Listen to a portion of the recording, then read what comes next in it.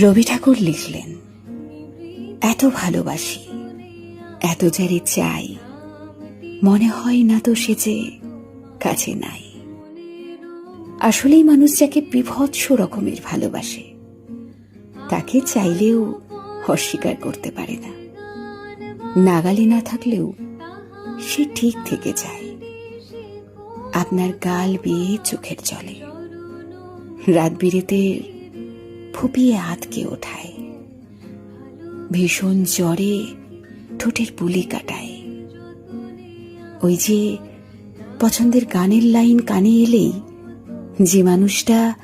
যে মানুষটা আপনার বুকের পাঁজর হুটপাট চাপটে ধরে, কিংবা মায়ের পরে যাকে ভীষণ মনে পড়ে,